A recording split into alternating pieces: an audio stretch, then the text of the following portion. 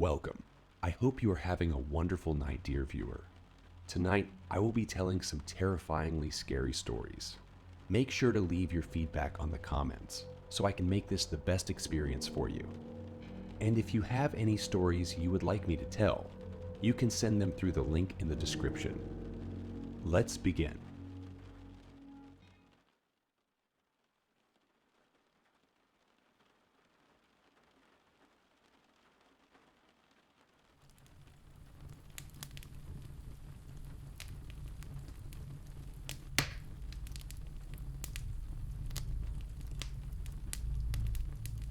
Story 1.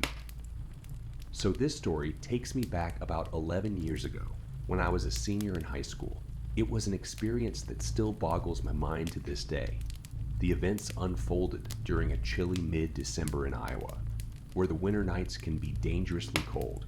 The combination of freezing temperatures and heavy snowfall creates an eerie silence that permeates the air.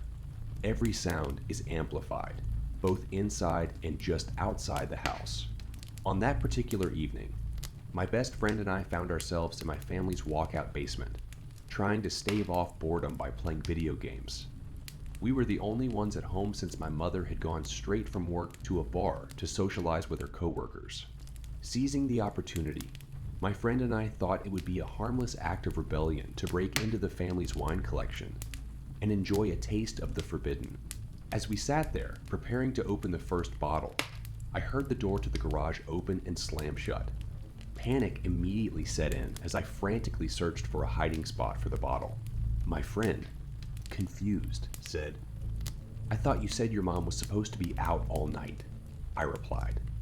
She was. Then I heard heavy footsteps approaching, followed by my mother's voice calling out, "Sarah." "Anyone home?" I shouted back up the stairs. "Yes." "Just hanging out in the basement." A few more steps echoed from the garage towards the stairs, and she yelled again, "Can you come help me with something? I need you up here," I replied, my heart pounding. "Sure. Just give me a minute." There was silence for about 20 seconds, and then she asked, in a more concerned and serious tone, "Anyone down there with you?" That's when I sensed that something wasn't right. Our house was always open to family and friends, and nobody ever cared if someone else was over. Moreover, the voice, although resembling my mother's, seemed off in some indescribable way. Feeling uneasy, I answered, "Just Colton." With that response, I found a suitable hiding place for the wine bottle and started ascending the stairs to the next level. As I made my way up, an overwhelming silence enveloped the house. An indescribable sense of unease tingled through the air. When I reached the top of the steps, I glanced towards the kitchen and the door to the garage. Everything was pitch black, devoid of light. No moonlight seeped through the windows, calling out, "Mom, where are you?" Yielded no response, just an eerie combination of silence and darkness. That's when the prickling feeling of unease intensified, and adrenaline surged through me. I had to get out of there as fast as possible. My mother wasn't home. I hurriedly rushed back downstairs, grabbing my coat on the way. "What's wrong?" Colton asked. Confusion etched across his face. "My mom's not home," I replied, my words spilling out hastily. "But you were just talking to her," he countered, utterly bewildered. "There's no one home. We need to leave now." I took a few steps towards the back door that led to the yard, but then I saw my dog trembling on the couch and my cat growling behind it. I couldn't bear the thought of leaving them behind. Something deep inside me warned that if we left, something terrible would happen. "Are we leaving?" Colton asked, still struggling to comprehend the situation. "No, I can't leave them here alone. Something is really wrong. I'm going to call my mom and figure this out." I reached for my phone and dialed my mother's number. She picked up immediately. "Sarah, what's going on?" she asked. Frantically, I explained the whole story, hoping against hope that she was just playing a prank. "No, I'm just leaving the bar. I wasn't feeling well." "Are you okay? What do you mean you heard me?" Concern laced her voice. I recounted the bizarre events, and she hurried back home.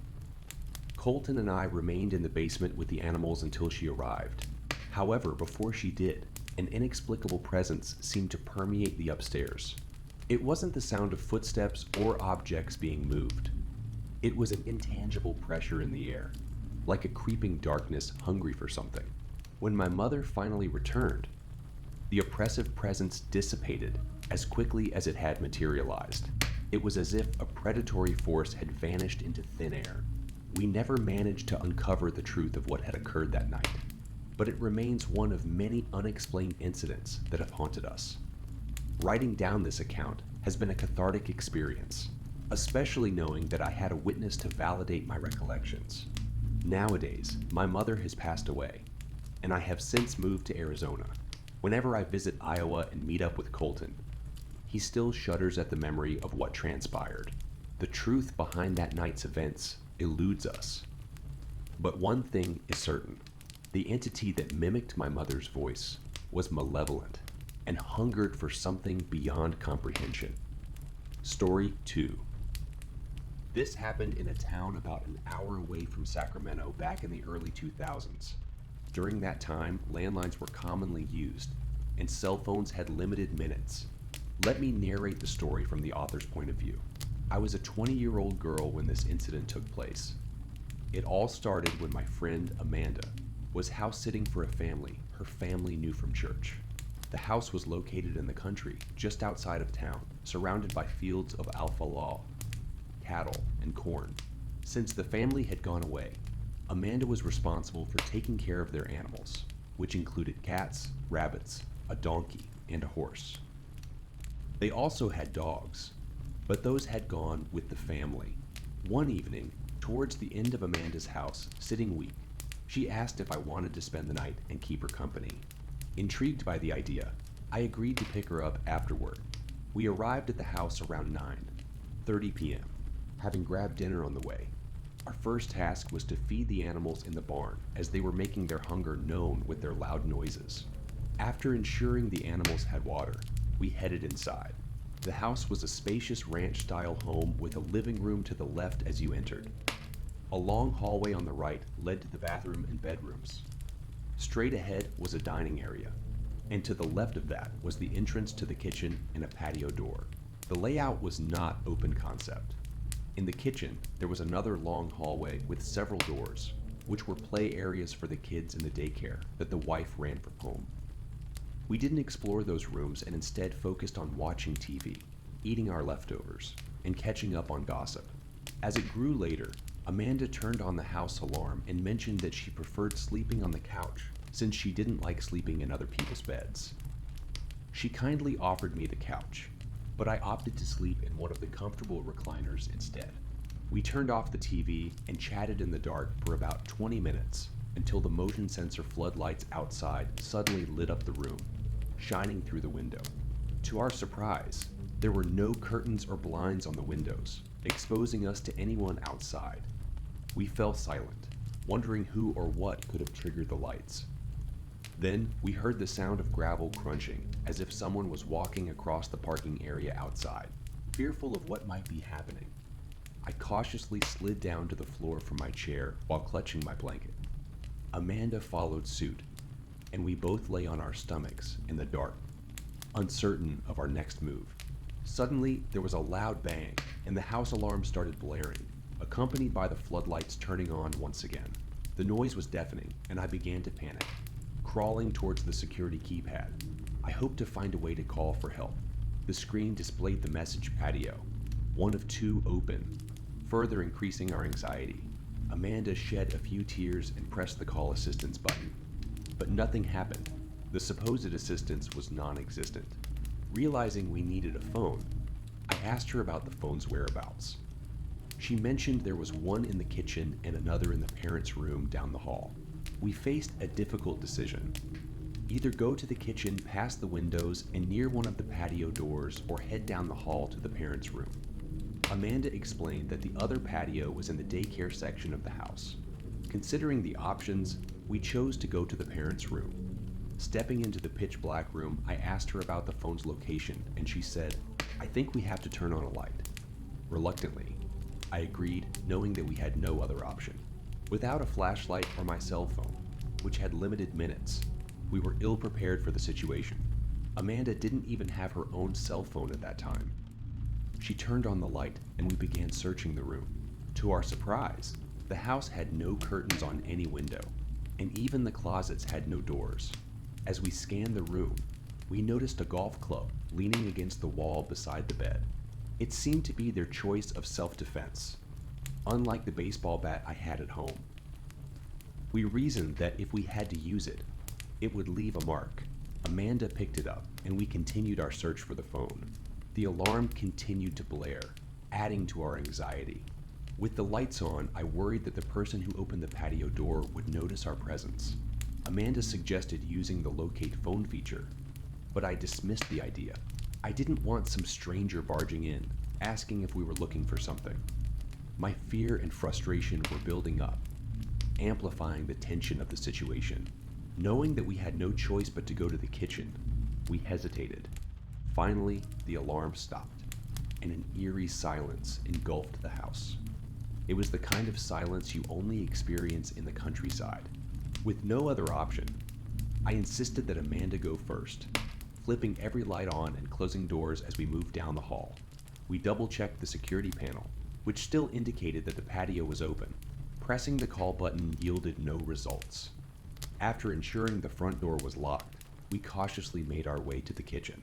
Realizing we had to check the patio near the kitchen, I grabbed a dull kitchen knife for some sense of protection. We examined the patio door, confirming that it was locked. Flicking on all the lights, we located the phone and dialed the cops. To our surprise, the phone was not a cordless one, but an old-fashioned wall-mounted phone with a cord. My friend spoke with the dispatcher, recounting our terrifying ordeal. As she was on the phone, I heard a whistle coming from outside the kitchen window.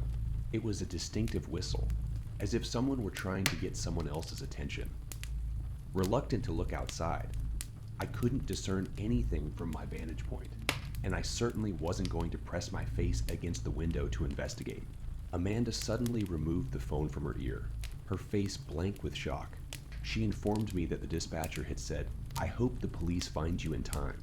Before hanging up, I was trembling with fear and anger, my emotions swirling inside me.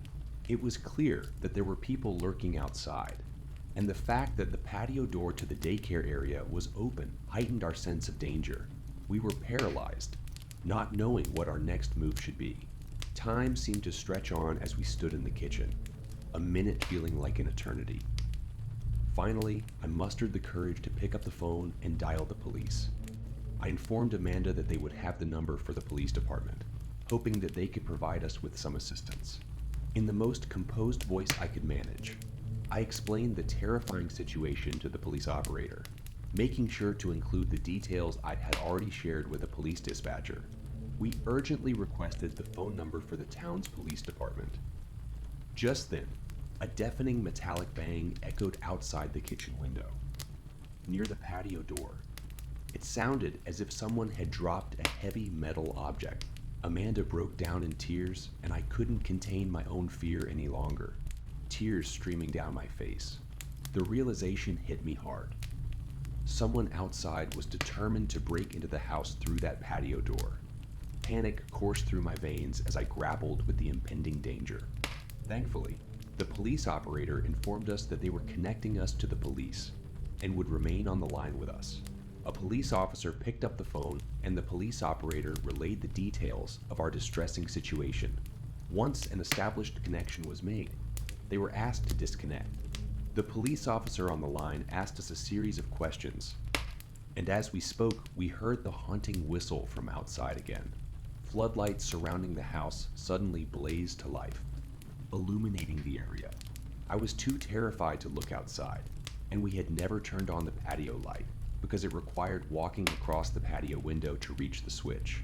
We shared the sound of the whistle with the officer, who assured us that several policemen would arrive shortly and instructed us to stay on the line. Being outside the town limits, we understood that it might take some time, though having an officer on the phone provided a sliver of solace. I was still gripped by intense fear. The officer informed us that the police had arrived and were approaching the house up the driveway, instructed to put down the phone and open the door. I complied. What greeted me was the sight of a police pickup truck, its spotlights cutting through the darkness, scanning the pastures on either side of the drive. 2 officers, armed not with handguns, but with shotguns, cautiously made their way toward the house. As 4 officers approached us, they requested our names. One of them went to the phone and confirmed their arrival before hanging up. They ordered us to remain in the dining room while they commenced a thorough search of the house. One by one, the officers returned from their search, offering reassuring news. The last officer entered through the patio door by the kitchen and reported that he had checked the barn. The sight of the horse had startled him, and the horse itself seemed agitated. Curious, he asked about the other animals in the barn. We informed them that no one had been found, but the daycare patio door was not locked. However, a broom handle had been placed in the track to prevent it from being opened too far. I glanced at the patio door the officer had just entered and realized there was no broom handle in that one. I felt foolish for not realizing it earlier since he had walked right through it. The officers reprimanded Amanda for not knowing the address of the house she was responsible for, among other things that now escape my memory. After completing their statements, the officers assured us that they would stay on the premises for further investigation.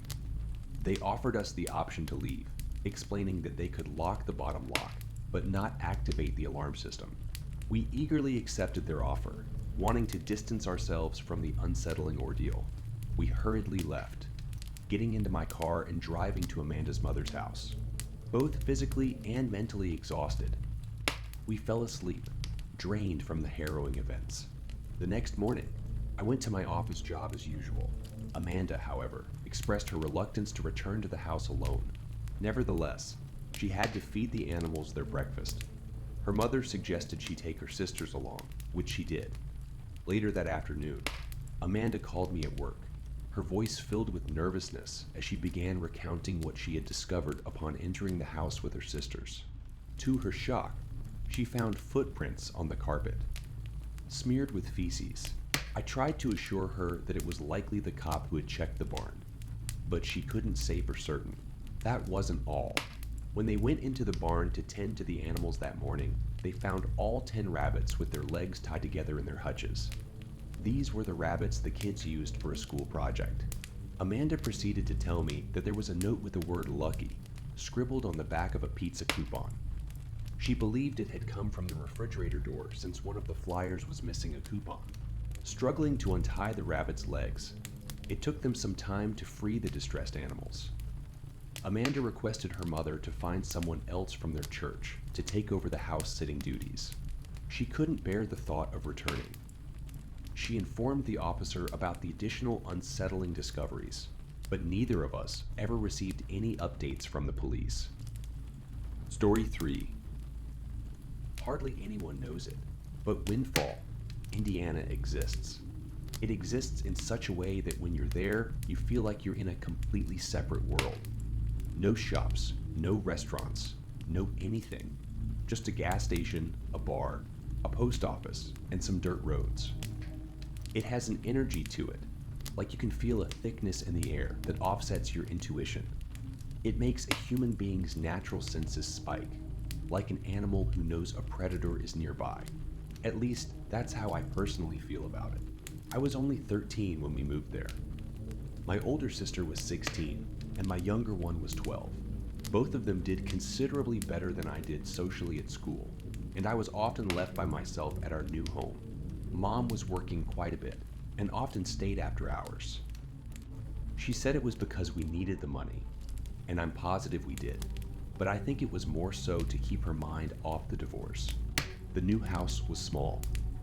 A 3-bedroom, 1 bath with a dining room and a living room. We had a fenced-in backyard and a muddy lawn with an old tree sagging over it. It was the dead of winter, and as a 13-year-old girl going through her first of many depressive episodes to come, I submerged myself into the internet.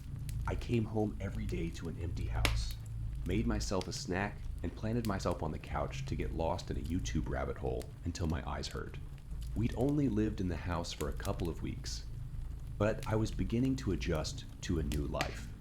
Sure, I didn't like Windfall, but I wasn't afraid of our house. School was miserable, but I cherished my time to myself. I felt as if I was getting a small taste of the adult life 13-year-old me was so eager to have. I wasn't scared to be alone until I caught sight of him. Sometimes in my YouTube crusade, I'd get distracted by the TV, and my laptop screen would fall asleep. I'd look down and jiggle my mouse and get back to it.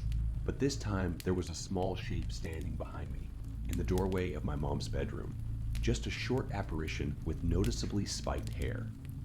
He didn't move, but the hair on the back of my neck stood up straight, and my skin began to break out in goosebumps. As quick as he appeared, he was gone.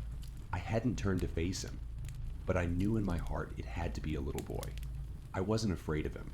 The house was old, and I felt that maybe he was just curious. I didn't get the feeling that he was bad, or that maybe I should fear him. He just surprised me was all. It became normal to see him. Most times he was in the reflection of my screen. Other times, I'd look up and see him leaning against the doorway of the dining room. He was never in color, only a black shadow that faded away as soon as I blinked. I didn't want to tell my sisters or my mom. I'd been getting horribly bullied at school nearly every day, and I felt if I were to say something, they'd make fun of me or simply call me crazy. I didn't want them to think I couldn't handle being alone. Either way, he was harmless. Soon, he began to appear closer to me, or things in the house would fall over mysteriously. Cabinets would slam shut, or the TV would turn off. Curtains would sway as if someone had run their hand through them. I'd just blare my headphones and stay put on the couch, staring at my laptop and praying that somebody, anybody, would come home.